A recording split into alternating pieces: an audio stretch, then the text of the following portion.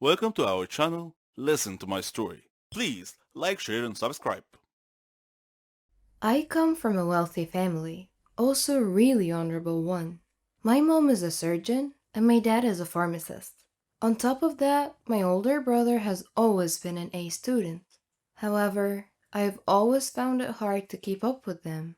I have always had a hate-love relationship with school. To say the least, I'm a pretty average student. The only thing that kept me going was my one dream of studying computer science. Going to university was the most exciting moment in my whole life. I was finally studying something that I'm actually good at. I was so eager to meet new people and make new friends who shared the same interest as me. The moment I joined college, I just threw myself into trying new things and studying. But things did not go as expected. Everything, starting from the people I met to the super long and boring lectures I had, were too stressful. I struggled to balance between my deadlines, my part time job, and socializing. I hated every moment of it, to the extent that I thought I should just give up on my only dream. But college was not just about me, it was also about making my parents proud. And so I had to find a solution. My name is Lillian, and this is how I ruined my college experience. After a big while of procrastinating, not meeting my deadlines, and barely passing my exams, it was time to do something. I was just walking down the hallways when I found a banner for a club. It was called Brain Hackers, and I thought the name was a definite red flag. But I decided to give it a try anyways. Later that afternoon, I met with the head of the club. Her name was Emily. We chatted for a while, and it turned out that it is a club for the top achievers slash geniuses. I asked her if I could join, and she said that she will have to meet up with the dean to make sure that I'm a top student. Well, I got a bit nervous and disappointed. There was no way I could join their club. A couple of days later, I was at the library trying to write an essay, but instead, I had my eyes glued to my phone. Some guy approached me and said he could help me join the Brain Hackers Club. And then we met outside and he introduced himself. His name was Brad. Well, he didn't need to introduce himself. I already knew who he was. He was the best student in my most boring class. Brad said that he got a scholarship to join university when he was in high school. I was not sure what he was getting at. To my surprise, he handed me a couple of pills out of nowhere. I was a bit lost as to what am I supposed to do with them. He explained that these are called study drugs and that everyone is taking them. He promised that if I take one before writing my next essay, I would be surprised. I politely accepted the pills, but I just put them in my bag and decided that I shouldn't take them. A week passed by, and I had to write a 4,000 word essay on a subject I've never studied before. And to be honest, I did contemplate the idea of popping one of the pills, but I thought it was a bad idea. I ended up researching those pills online instead of writing my essay.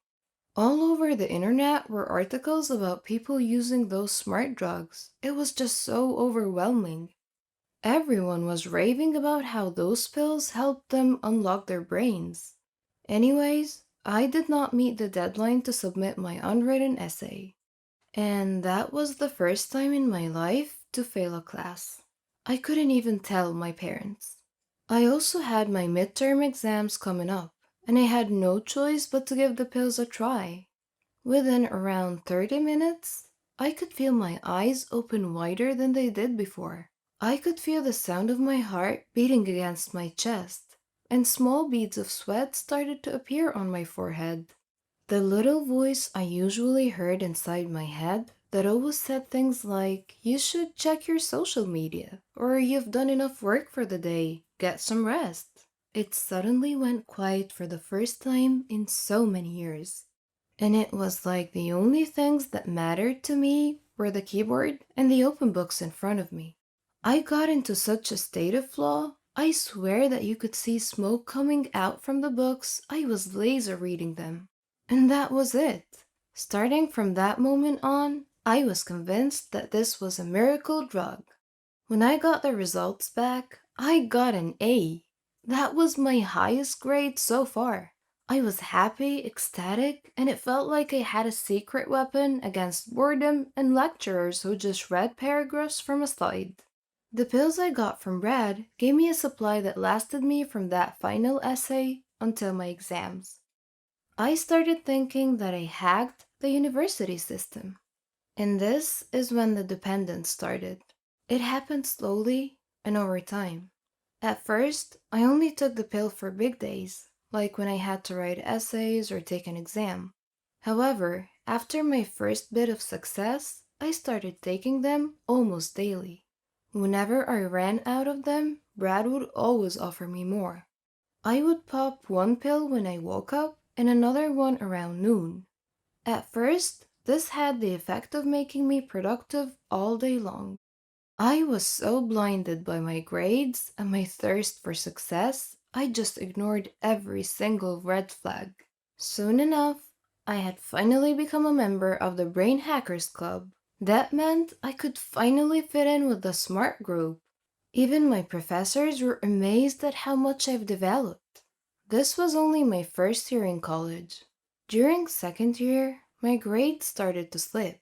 I am sure that my constant irritation and tiredness contributed to it, and I thought that the answer was more pills.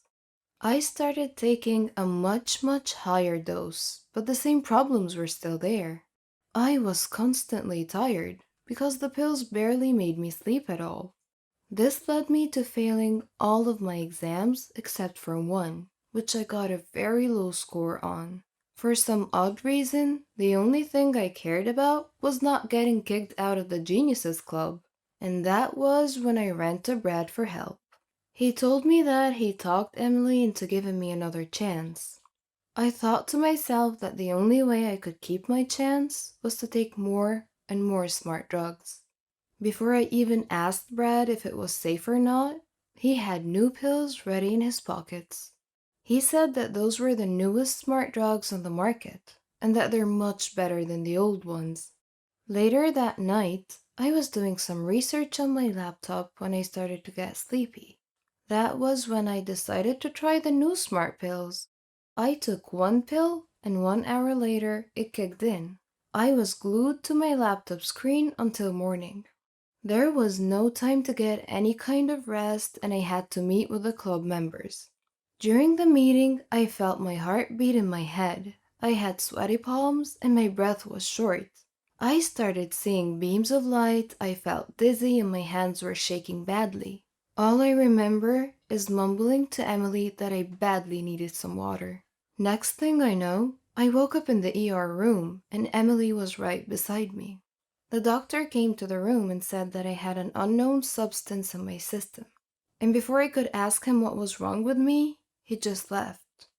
Emily stood up and suspiciously asked me what was going on. I just panicked and started crying and begging her not to tell the dean. She said she will have my back as long as I tell her the truth. I told her everything, and she was in complete shock. I stopped popping the pills for a whole week after that incident. It was almost summer break, and I had to get myself together before I went back home. During one of my classes, Brad and I were called into the dean's office. I felt my heart drop to the floor. When we entered the office, Emily was already there, and the dean looked quite upset. I don't want to bore you with the details of a 2 hour conversation, but to sum everything up, Brad acted innocent, I protested, and the dean threatened that both of us will get kicked out. I had 2 days to prove that Brad was guilty. Let me tell you that if college has taught me anything so far, it is how to hack a computer and get away with it. Now, I'm not saying that that was a good thing to do, but I had little to no choice here. I'm ashamed to say that on that same night, I hacked Brad's computer. I had to find out where he was getting those pills from. I went through his email and found a long thread of his dirty work. Brad has been in contact with a group of students from medicine school for 2 years. They asked him to try new drugs on people in exchange for a big chunk of money. I got sick to my stomach. I have been taking unknown drugs for I don't even know how long. I wonder what the long-term side effects might be. But instead of being dragged into a loop of self-pity, I decided to print out all the evidence, including the bank transactions. I wanted to save myself and expose Brad and those other students he's been helping.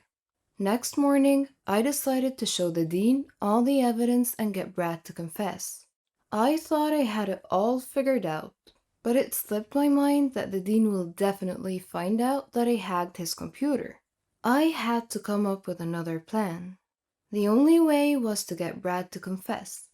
And for that to happen, I had to confront him. I texted him, but he did not reply back. A few hours later, I just ran into him. He almost pushed me when I told him that I had evidence for everything that he's been doing. He called me a liar and a few other names. However, when I told him the exact amount of money he took from them, his face changed color, and I finally felt like a winner. Brad just sat down on the floor, buried his head between his knees, and started crying. I was not prepared for this kind of reaction, but I was not about to fall for his tricks again. I told him that whatever he does, and no matter how much he cries, that will not change my mind about telling the dean. He raised his head and said, "I am such an evil person." And I have no idea why, but it broke my heart. I sat down on the floor next to him and asked, "What made you do it?" And what Brad told me later changed everything. He said, "My parents died when I was 10 years old. I had to work and go to school. I had no money. I went days without food. My uncle took me and took all of my money.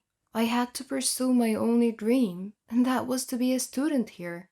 There was no way I could afford it. I shouldn't have taken the easy way out. I shouldn't have hurt you like that. I just needed the money so bad, and now my whole future is at stake. I'm begging you, I will do anything, but please don't destroy my life like that." And when he was done, I was not sure what to do anymore. Let me know in the comment section if Brad should pay for what he did, or should I help him expose the medicine students?